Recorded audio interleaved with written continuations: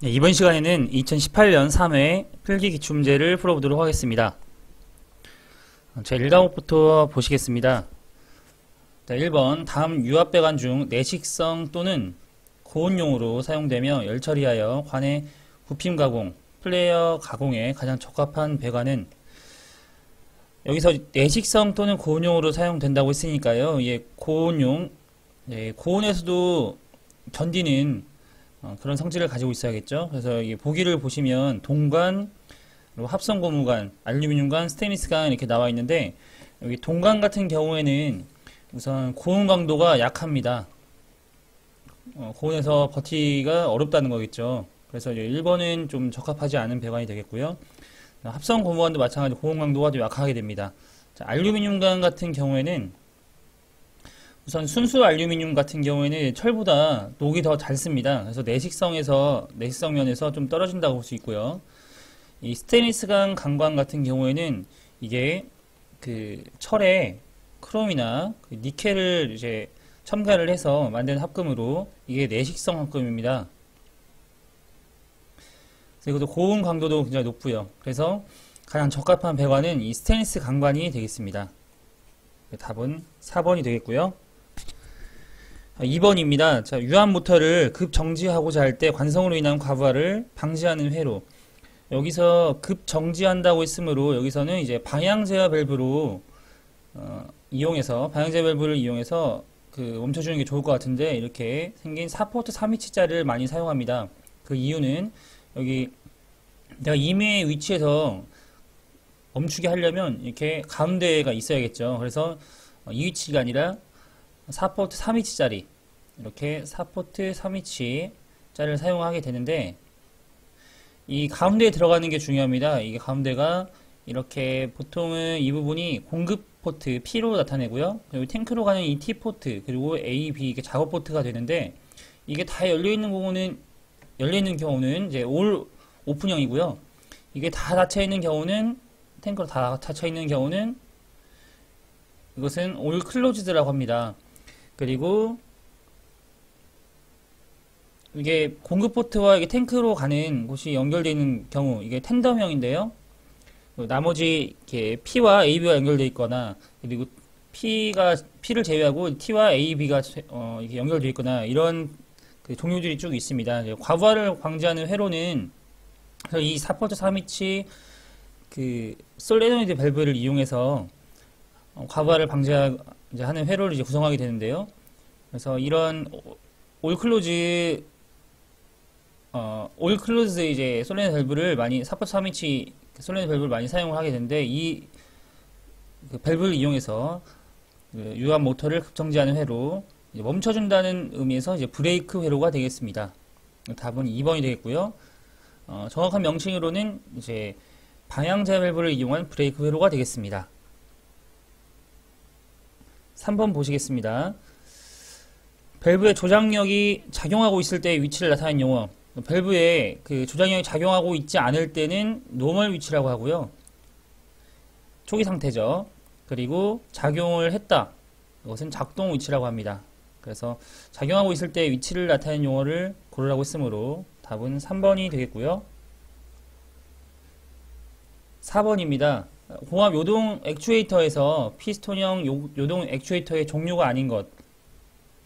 우선 공합 요동 액추에이터라고 하는 것은 이제 제한된 그 각도를, 그 회전각을 가지는 그런 액추에이터였는데요. 그래서 피스톤형 요동 액추에이터의 종류가 아닌 것은, 우선 피스톤형이라고 하는 것은 이제 회전이 아닙니다. 왕복식이겠죠. 그래서 이 요동 액추에이터는 두 가지로 나눌 수가 있는데, 우선 회전형인 배인형과 피스톤형으로 나눌 수가 있습니다. 피스톤형은 이제 왕복이죠. 왕복형. 이 피스톤형은 나사형과 크랭크형, 그리고 레크피니언형으로 나눌 수가 있습니다. 여기서 피스톤형 요동 액추에이터 종류 아닌 것을 고르라고 했으므로 여기서는 이제 배인형이 되겠죠. 이것은 I가 아니라 이제 보통은 어이로 씁니다. 어이. 답은 2번이 되겠습니다. 5번입니다. 유압 제어 밸브 중에 회로의 최고 압력을 제어하는 밸브. 최고 압력을 제한한다는 뜻은 그 내가 설정한 압력이 되었을 때 그 압력이 넘어가면 탱크로 보내주는 그런 안전 밸브로 사용되는 밸브죠. 가장 압력제 밸브 중 가장 대표적인 밸브 릴리프 밸브가 되겠습니다. 감압 밸브는 주 회로에서 내가 그 압력을 줄여줘 쓰겠다, 감압해 쓰겠다 해서 사용할 때 쓰는 그 밸브가 되겠고요. 시퀀스 밸브는 이제 A와 B가 있으면 A가 끝난 후에 B를 하게끔 A 액추에이터 작동이 끝난 뒤에 B 액추에이터의 작동이 되게끔 순차적으로 될 수 있게끔 하는 그런 압력차 밸브가 되겠고요. 카운터 밸런스 밸브는 이 릴리프 밸브와 체크 밸브를 혼합해서 배압을 걸어주는 그런 밸브가 되겠습니다. 다음은 6번입니다. 다음의 기호가 음해하는 기기. 기호를 보시면 색깔이 없는 것과 색깔이 있는 것이 있는데 여기 색깔이 없는 것은 공합을 뜻하고요. 이 색깔이 있는 것이 유압을 뜻합니다. 들어갈 때는 공합이고 나올 때는 유압이 되겠죠. 그러니까 공합을 유압으로 변환해주는 공기 유압 변환기 2번이 되겠습니다. 1번입니다. 압력의 크기가 다른 것은 보통 이렇게 압력의 크기가 다른 것은 이라고 했을 때는 그 대기압 1atm 기준으로 이렇게 비교하는 문제가 되겠는데요. 1atm의 그 크기로는 그 수은주, 여기 수은주로는 760이고요. 760mm 수은주가 되겠고, 수주로는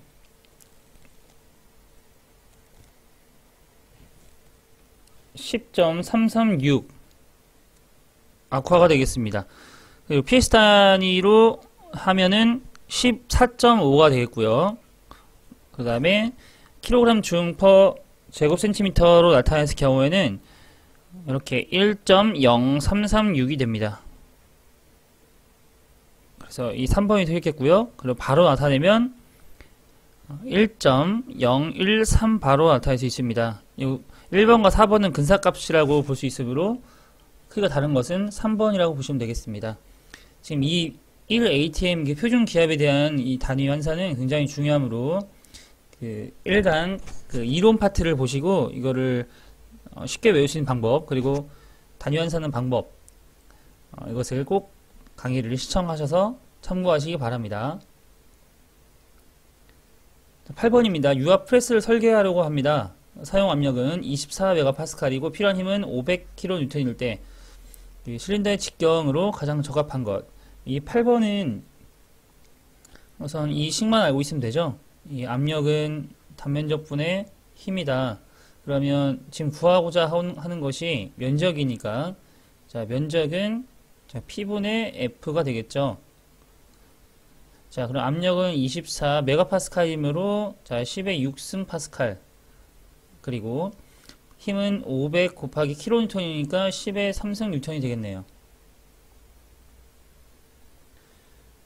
자 그럼 이 A는 4분의 파이 D의 제곱은 자 24 곱하기 10의 6승 자 500 곱하기 10의 3승이었고 D의 제곱은 500 곱하기 10의 3승 곱하기 4 그리고 분모는 24 곱하기 10의 6승 곱하기 파이가 되겠네요.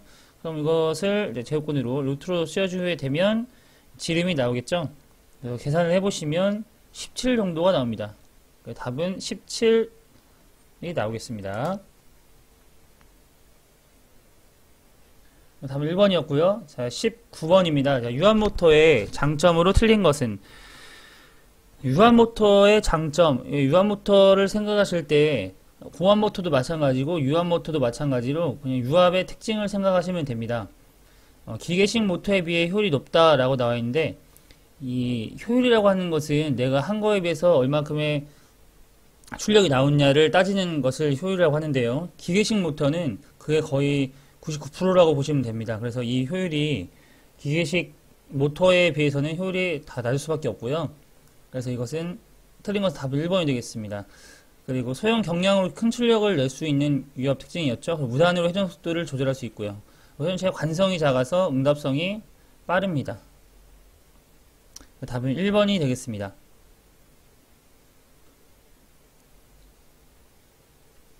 10번입니다. 소음기에 대한 설명으로 옳은 것. 이 소음기라고 하는 것은 두 가지를 알아두시면 되는데요. 소음기는 우선 하는 역할이 배기 속도를 줄이고 소음을 줄입니다. 하지만 이 소음기를 설치하게 되면 저항이 생기게 되죠. 이렇게 나오는 동안에 여기가 소음기라고 중간에 소음기를 설치를 하게 되면 저항이 생겨서 이게 효율이 떨어지게 됩니다. 이 두 가지를 기억하시면 되는데요. 그럼 보시겠습니다. 흡입 속도를 빠르게 한다. 배기 속도를 빠르게 하는 거였죠. 공합기의 수명이 길어진다 라고 나와 있는데 오히려 수명이 짧아지게 됩니다. 그리고 공합 작동부의 출력이 커진다 라고 했는데 이거는 관계없죠. 배기 속도를 줄일 수 있고 효율이 나빠진다. 이게 소음기가 저항 역할을 해서 효율이 더 나빠지게 됩니다. 배알 발상에서요. 답은 4번이 되겠습니다. 이 소음기는 이 두 가지만 기억을 해두시면 됩니다. 11번입니다. 공합 단동 실린더의 특징으로 틀린 것. 단동 실린더라고 하는 것은 이렇게 한쪽으로만 이렇게 압축 공기가 들어갈 수 있는 것을 단동 실린더라고 하죠. 그리고 양쪽으로 둘 다 압축 공기가 들어갈 수 있는 것은 복동 실린더라고 합니다. 그래서 이것은 돌아오는 압축 공기 없으므로 이것은 나타낼 때 이렇게 스프링으로 귀환 장치가 있죠. 그래서 내장을 한다는 거 맞고요. 행정거리에 제한을 받는다. 행정거리 제한을 받죠. 압축 공기를 한쪽에서만 공급한다. 이게 단동 실린더였죠. 압축 공기 유량을 조절하여도 전후진 속도가 동일하다라고 나와 있는데 압축 공기 유량을 조절하여도 전후진 속도가 동일할 수가 없습니다. 왜냐하면 단동 실린더나 복동 실린더 같은 경우에는 이 로드가 이렇게 실린더 안에 있게 되는데 지금 이 부분과 이 부분 있죠? 이 부분. 이 로드를 색칠한 부분을 제외한 부분, 이 부분이 B라고 하면 전진할 때는 자 A 면적에 관련된 거, 후진할 때는 이 B에 관련된 면적으로 이렇게 유량이 속도가 이렇게 제어가 되게 되는데 이게 Q는 AV라고 해서 이 부분들이 속도가 이 면적이 다르기 때문에 속도가 다르게 됩니다. 그래서 사용하는 것이 양쪽 모두를 면적을 같게 한 이 양로드 실린더를 사용을 하는 것입니다. 그래서 이게 유량을 조절해도 전후진 속도가 동일해질 수가 없습니다. 그래서 답은 4번이 되겠습니다. 12번입니다. 다음 그림의 시스템 방식. 우선 보시면 입력이 들어와서 제어기를 통해서 제어 공정이 일어나고 그 다음 출력을 주는데요. 이 사이에 만약에 비교부나 조작부 같은 이런 것들이 있으면 피드백이 되겠죠. 피드백 제어.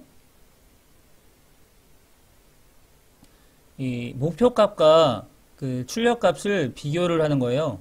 목표값과 출력값.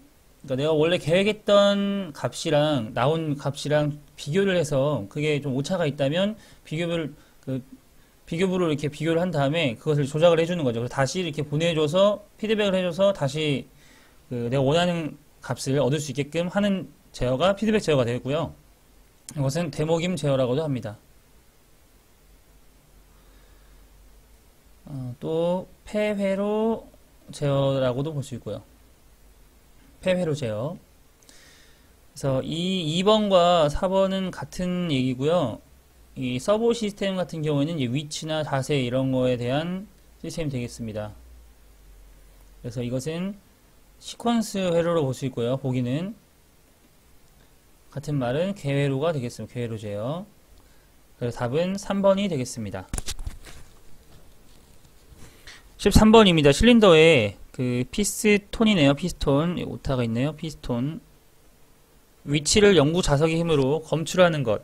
우선 영구 자석으로 자석을 이용하는 것은 여기에서 보기 중에는 리드 스위치가 있겠습니다. 자성 비접촉으로 사용을 하고요. 보통 실린더의 그 위치를 검출할 때 사용하는 스위치가 되겠습니다. 실린더의 위치를 검출하는 또 다른 스위치가 있는데 이것은 리밋 스위치가 있는데요. 이것은 자성이 아니라 접촉식입니다. 접촉식. 그리고 나머지 1번, 4번, 4번은 모두 비접촉식이고요. 정전 용량형 센서는 이제 그 전기의 그 변화에 따라서 이 거리를 감지하는 센서고요. 이건 빛의 양에 따라서 센싱하는 그런 센서가 되겠습니다. 광센서. 14번입니다. 다음 기능선도 기본 기호의 의미로 옳은 것. 우선 이렇게 크거나 같을 때 모두 다 출력이 나오므로 이것은 오어 밸브인데요. 자, 엔드 밸브라고 하는 것은 이 기호가 이렇게 돼 있습니다. 이렇게 엔드. 낫은 이렇게 돼 있고요. XO 같은 경우에는 이렇게 나타납니다. O는 이렇게 나타난다는 거. 답은 1번이 되겠습니다. 15번입니다. 그 제어 장치의 기능을 실행하고자 할 때 PAC 프로그램을 작성할 때 고려사항 아닌 것. 이 PAC라고 하는 것은 그 무접점 제어로요. 자, 프로그래머블 로직 컨트롤러가 되겠습니다. PAC라고 하는 것은 그 보통 공장 자동화에서 많이 사용하는 그런 자동화를 위한 소프트웨어라고 생각하시면 되는데요. 공진 주파수의 중역 공진과 고역 공진, 이것은 보통 우리가 그 진동법을 이용해서 그 이상 현상을 그 알아낼 때 사용하는 거죠. 근데 요거는 PAC는 이제 프로그램으로 하는 그런 것들이라 이 공진 주파수의 중역 공진과 고역 공진은 고려할 사항이 아닙니다. 답은 1번이 되어 있고요. 릴레이와 PAC의 특성 및 사용 방법 고려를 해야겠죠. 그림교 이런 거, 약속, 규칙. 프로그램을 하려면 프로그램을 작성하려면 어떤 그 약속에 대해서 규칙에 의해서 내가 어떤 것은 어떤 걸로 나타낸다, 어떤 것은 어떤 걸로 나타낸다, 뭐 A를 1로 나타낸다, B를 2로 나타낸다, 이런 약속들을 의해서 프로그램이 언어를, PAC 언어를 우리가 구현하게 되죠. 제어 목적, 운전 반복, 동작 등의 각종 정기적인 조건 고려를 해야겠죠. 답은 1번이 되겠습니다. 16번입니다. 자석의 회전에 의해서 그 도체에 유도 전류가 흐르고 이 유도 전류와 자석의 상호작용에 의해서 회전하는 현상을 이용한 전동기.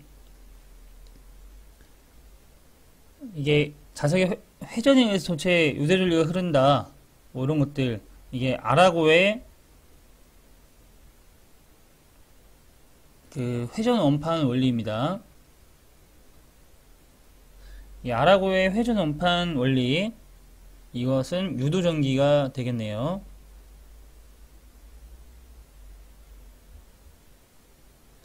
복권 전동기라고 하는 것은 그 전기자 권선과 그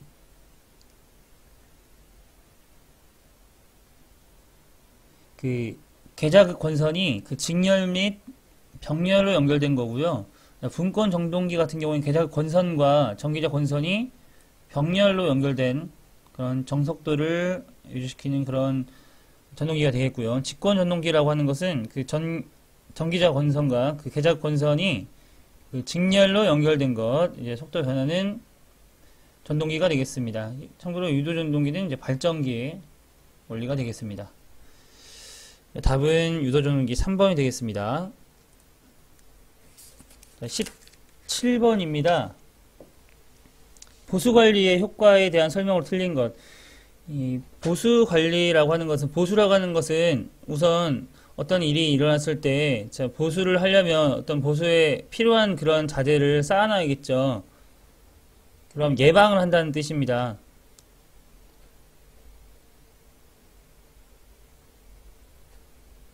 자, 그거에 의한 보수관리 효과 보시겠습니다. 유지비가 높아 비경제적이다. 수리기간이 정기적이면 단축할 수 있다. 단축할 수 있죠. 그때그때마다 보수를 할 수가 있으니까. 수리를 위한 공장 휴지의 예고를 경영자, 생산 담당자가 알 수가 있습니다. 그때그때 이렇게 정기적으로 이렇게 관리를 하기 때문에요. 예기치 않은 그 기계 고장, 파손이 생산 도중에 발생되는 것을 이제 방지하려고 보수 관리를 하는 거죠. 그래서 이 보수 관리는 그 유지비가 높아 비경제적이다라고 이제 하는 것은 돌발 상황이 발생했을 때 그 공장이 멈추고 그 다시 재가동되기까지의 시간을 굉장히 경제적으로 많이 손해를 보게 되는데, 이 보수 관리를 함으로써 이 지금 중간에 공장이 멈추는 것을 막는 거죠. 예방을 하는 거죠. 그래서 이건 비경제적이라는 말은 틀린 설명이 되겠습니다. 답은 1번이 되겠습니다. 18번입니다. 비접촉식 근접 센서의 특징이 아닌 것. 근접 센서. 근접 센서는 이제 비접촉식이고요. 무슨 뭐 정전 용량용이란지 유도형, 금속을 센싱하는 유도형 센서가 있겠습니다. 빠른 스위칭 주기를 갖겠죠. 비접촉식은 보통 빠른 스위칭 주기를 가지고 있습니다. 빨리 왔다 갔다 할 수 있는 거죠. 온오프. 비교적 수명이 길고요. 스트레스가 높습니다. 비접촉이기 때문에요. 접전부의 개방으로 내 환경성이 나쁘다라고 했는데, 그 접전부 개방, 이게 접촉식처럼 계속 닫고 떨어지고 하는 것이 아니기 때문에 내 환경성은 좋습니다. 비교적 감지 적당으로 아무 영향 없다 맞고요. 답은 3번이 되겠습니다. 19번입니다. 자, H 교류 220V 델타 결선 전동기를 Y 결선으로 바꿀 때 전동기에 인가되는 선간 전압은 약 얼마인가? 요것은 그 해답을 보시지 마시고요. 요것은 이것만 생각하시면 됩니다. 자, Y 결선, 델타 결선이라고 하는 것은 이 Y는 이제 직렬 연결로 생각해 주시고요. 이 델타 결선은 자, 병렬 연결로 생각해 주시면 되겠습니다. 자, 직렬 연결했을 때는 그 전류는 어떻게 전류? 전류는 일정하죠.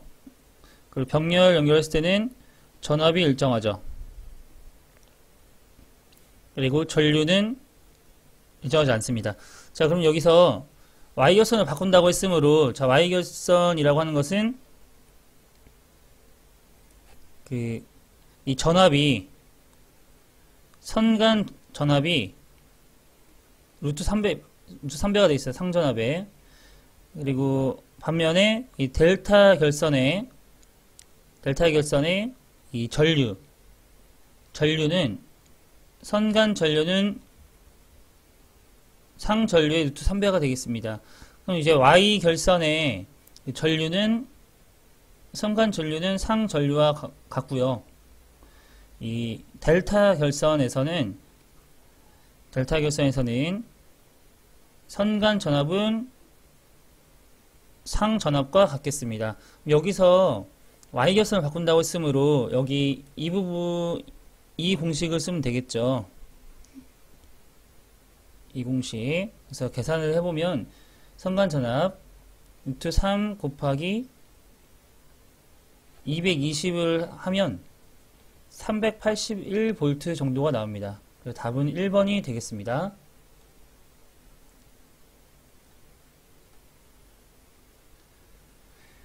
20번입니다. 서버 전동기의 노이즈 대책이 아닌 것은 접지, 서지킬러.